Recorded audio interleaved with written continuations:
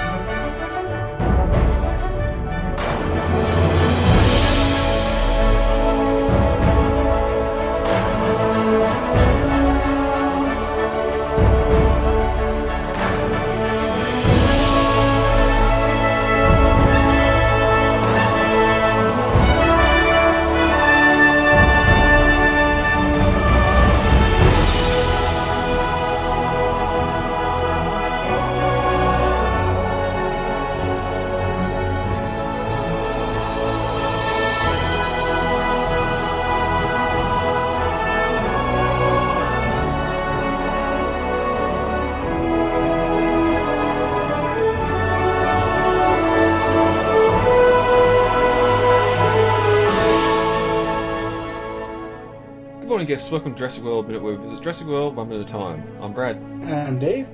And here we are back to discuss Minute 103 of Jurassic World. Before we get to that, David, let's talk the Stegoceratops. Heading over to Jurassic-Pedia briefly, we've got an article up here for the hybrid itself. Last minute we talked possible humans, people in the DNA sequencing for some of the animals here, and we get a good little computer screen shot in this minute of that monster, the Stegoceratops. Yeah, this was thankfully cut from the movie by Trevorrow's son, who pointed out that having a second hybrid might make the Indominus less special. So this is thankfully something that we did not get in the movie, though it did make it to the toy line and the hybrid toy line. And honestly, I mean, the toy line was worse than the final figure in the movie, but the creature in the movie seems so uninspired. It's literally the body of a Stegosaurus with the head of a Nasutoceratops, and that's it. It doesn't seem like much thought was really put into it in the first place, so I don't mind seeing it cut. Yeah, we've talked before here about mutation, how you can't just sort of put two things together and expect this to come out. Mm-hmm. I admit I did buy the Stegoceratops toy, the smaller one, just as a curiosity piece again. I don't think I've taken it out of its packaging. Might be worth some money now, actually, depending which one you got. Because I grabbed the more naturally colored green and brown one, and I think it might be worth some money now, but I took it out of the packaging, so it's not nearly worth as much as it would be otherwise.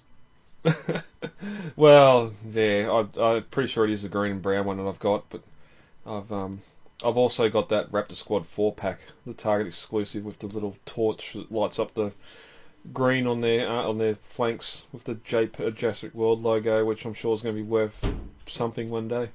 Maybe. Those horrible Hasbro toys.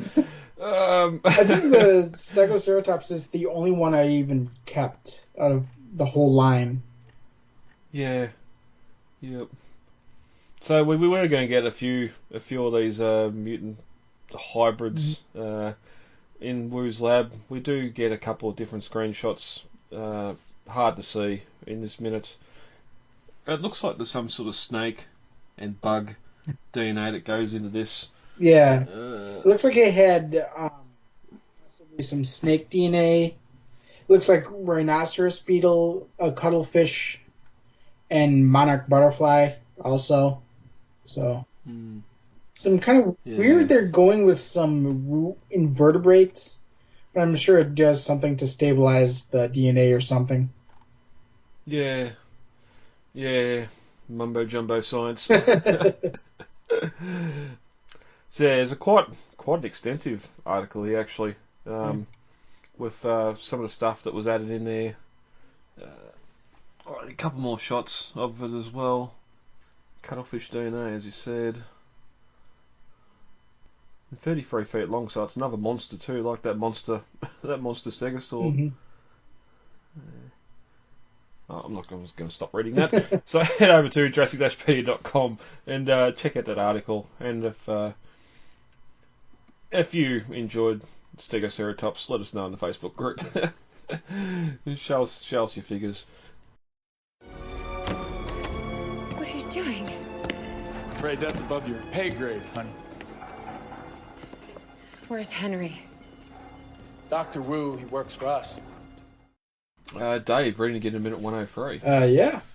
Alright, minute 103 of Jurassic World opens with Owen and the gang walking through the deserted lab. It ends with another Hoskins sales pitch.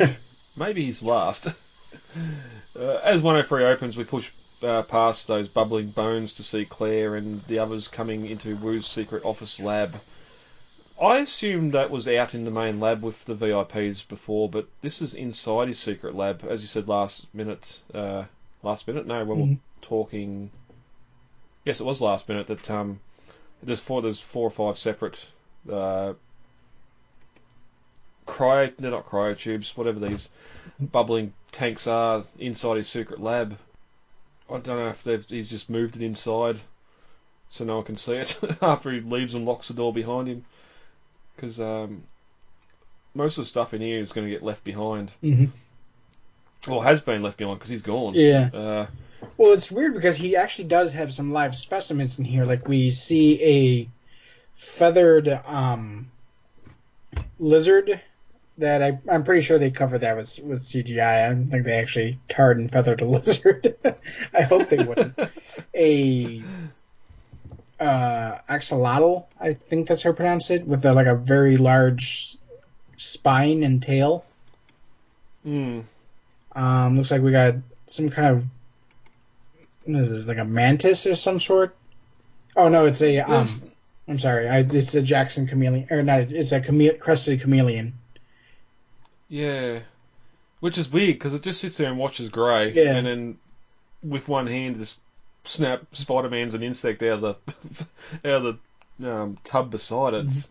Well, there's some weird things. Neat thing about chameleons is they can actually direct their eyes in two different directions at any given time. So one eye can be watching Grey, and the other eye is keeping an eye on the bug. It makes me wonder how. Of course, we have the two-headed snake, which was in fact real. That one's not an effect. That one is actually a real two-headed snake. Yeah, and it's more.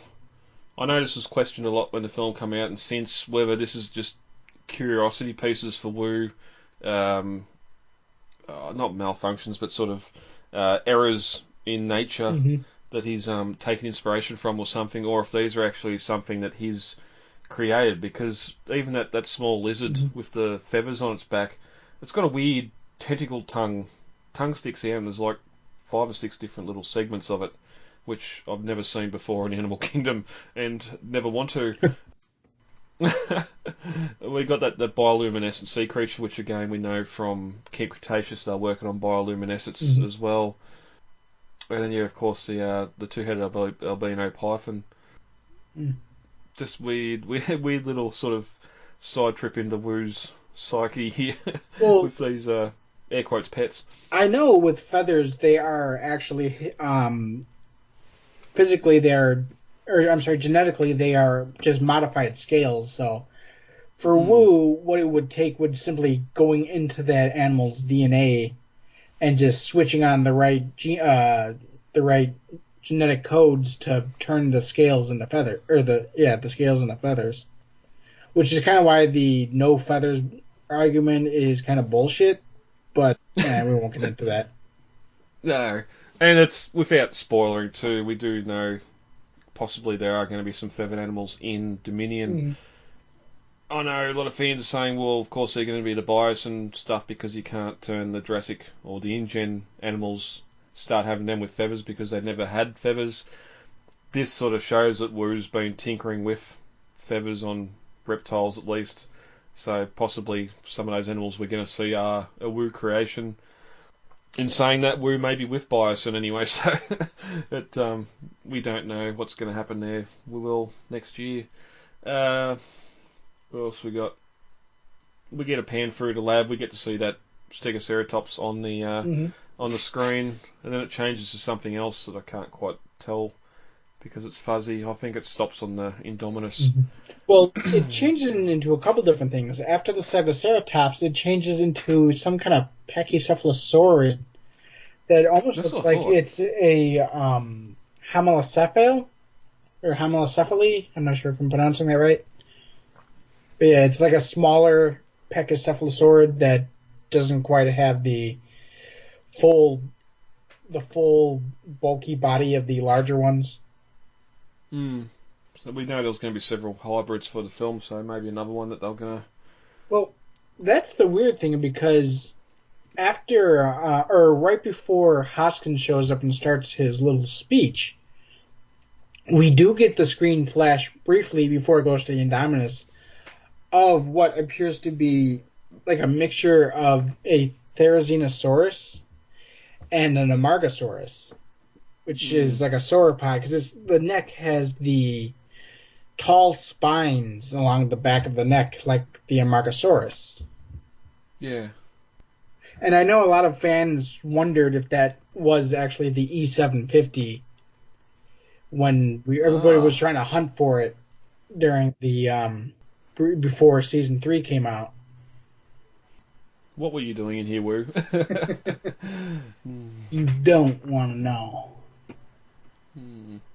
But as they're all exploring Wu's lab, a sudden sound scares Claire, and she turns to see InGen security members just standing there loading cryo containers, almost identical to the air quotes sauna crate we've had from the Dominion photo, just minus, these have got little digital displays on them, so something a bit newer. But I love how they're just sneaking into this lab, and these security guys are just here doing what they're doing and haven't even noticed.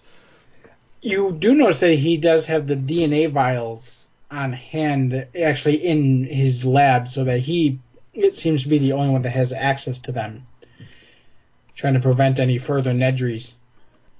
But this, again, the novel has it the other way around, where we have Wu leaving after the Hoskins death. We're getting next minute. We've seen Wu on the chopper leave last minute, and they loaded one of these silver containers onto the back of it and left. The assets were off site, so what is this? Backups? More? How much DNA do you need to have on shelves ready to put in an egg or grow? I would assume he would don't want know. a copy of everything he has available on hand in case he needs it, you know? So that's probably what these are. These are all on-hand copies that he has available, so if he ever needs to actually have access to it, he doesn't have to wait. He just has it right there, you know? Yep. And we don't see what happens. These two soldiers leave. We don't know what happens to this crate, whether it goes with everyone to the ferries or if it goes up to the helipad waiting for the helicopter to make a return trip. Well, what it seems to happen is that it all gets confiscated from Wu, so all of this eventually gets taken away from him when his credentials are stripped.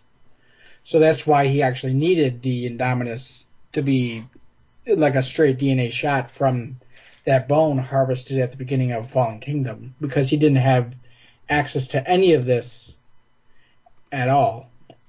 Yeah, got to start again. Mm-hmm. But Claire asks, "What are you doing?" And from off screen, we get Hoskins replying, "I'm afraid that's above your pay grade, Hud."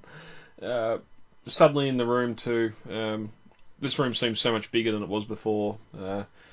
And the seemingly Batcave secret entrance Wu's got isn't the only way into it. Maybe it's just a shortcut he's got to get to the lab, which is a bit weird. But Claire asks, "Where's Henry?" And Hoskins walks closer with his hands on his hips.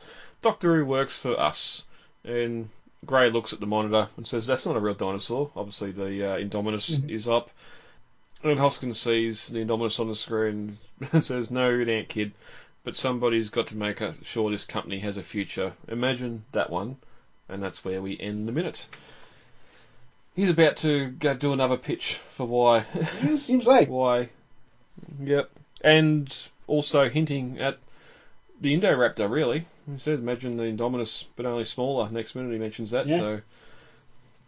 so let's Fred going into Fallen Kingdom. Anything else on the minute before we get to novel comparisons? No, I think we're good. All right. The novel was a little bit darker. As we venture around the lab looking at the odd creatures, there's a strangely muscular mouse, a monkey with bat wings, and a fish with tiny clawed hands and feet. So more so obvious genetic creations and not maybe something weird oddities of nature that Wu's got in his collection, something that he's actually been experimenting on. Monkey with bat wings, seems to be a Wizard of Oz reference, I believe. Yeah, really. I can just see a little mouse in there doing barbells. Strangely muscular mouse. Because they're not muscular at all. But yeah, that's it from the novel. So, I think that's it for 103. How about we get out of here today? All right, sounds good.